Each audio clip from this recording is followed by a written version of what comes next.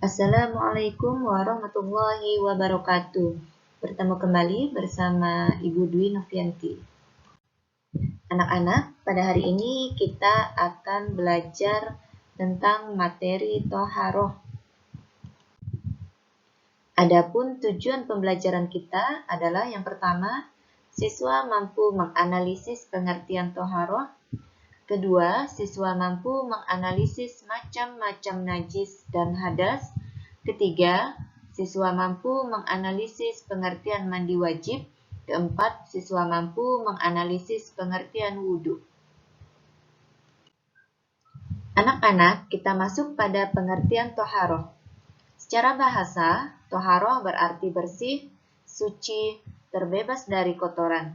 Sedangkan secara istilah, toharoh berarti menghilangkan hadas atau najis yang menghalangi ibadah-ibadah sejenisnya dengan air atau menghilangkan hukumnya atau hadas dan najis dengan tanah.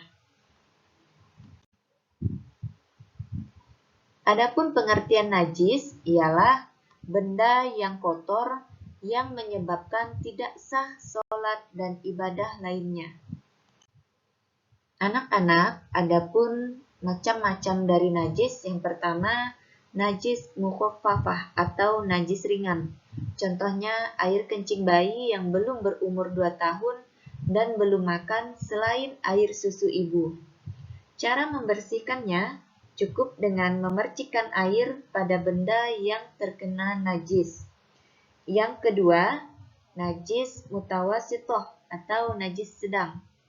Najis mutawasitoh ini contohnya air kencing, tinja, darah, nanah, dan bangkai. Tetapi najis mutawasitoh ini terbagi lagi menjadi dua.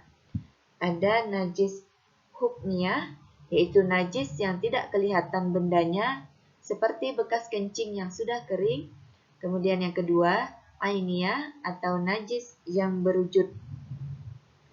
Adapun cara untuk membersihkannya adalah dengan membuang kotoran tersebut, kemudian menyiramkan air ke lantai yang terkena najis tersebut. Tindakan menyiramkan air ini bisa juga diganti dengan mengelapnya menggunakan kain yang bersih dan basah dengan air yang cukup. Yang ketiga, najis mughalladoh atau najis berat. Contohnya adalah air liur atau air kencingnya anjing atau babi dan ataupun keturunannya.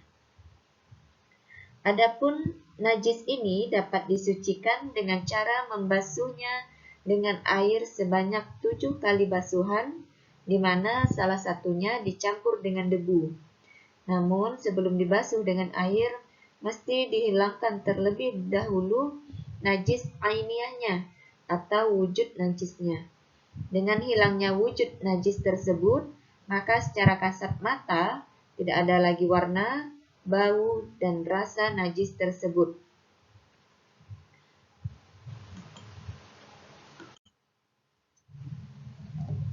Kemudian, kita harus mengetahui pengertian dari hadas. Hadas adalah keadaan tidak suci yang dialami oleh manusia sehingga menyebabkan terhalang untuk melaksanakan ibadah, seperti sholat, membaca Al-Quran, dan lain sebagainya. Anak-anak, hadas terbagi menjadi dua. Yang pertama, hadas kecil. Contoh dari hadas kecil yang pertama, keluar sesuatu dari kubul atau dubur. Kedua, bersentuhan lelaki dan perempuan. Ketiga, menyentuh kemaluan guna tapak tangan atau jari. Keempat, hilang akal disebabkan mabuk, pitam, atau gila. Cara menyucikan hadas kecil ialah dengan berwudu atau melakukan tayamum. Kemudian, hadas besar. Contoh hadas besar, yang pertama, bagi wanita keluar darah haid, nifas, atau wiladah. Kedua, keluar air mani. Ketiga, jima atau persetubuhan antara suami istri. Keempat, meninggal dunia. Cara menyucikannya ialah dengan mandi wajib atau bertayamum. Kita masuk pada pengertian mandi wajib. Anak-anak, pengertian dari mandi wajib ialah mandi yang dilakukan dalam rangka menghilangkan hadas besar. Kemudian, mandi wajib bukan mandi biasa, tetapi mandi yang harus mengikuti tata cara yang dicontohkan oleh Rasulullah. Ketiga, mandi wajib diwajibkan jika seorang muslim melakukan perbuatan tertentu yang menurut ajaran Islam dinilai kotor. Adapun sebab-sebab harus mandi wajib, yang pertama, mengeluarkan mani, baik pada waktu tidur maupun dalam keadaan bangun. Kedua, melakukan hubungan intim. Ketiga, mengalami haid atau nifas. 4. Mati atau orang meninggal harus dimandikan oleh muslim yang lain kecuali orang tersebut mati dalam keadaan syahid. Anak-anak, tata cara mandi wajib adalah yang pertama, disunahkan menghadap kiblat. Kedua, berniat. Ketiga, membasuh kedua telapak tangan sebanyak 3 kali. Keempat, mencuci kemaluan dan dubur dengan tangan kiri hingga bersih. Kelima, mencuci telapak tangan hingga bersih. Keenam, berwudu.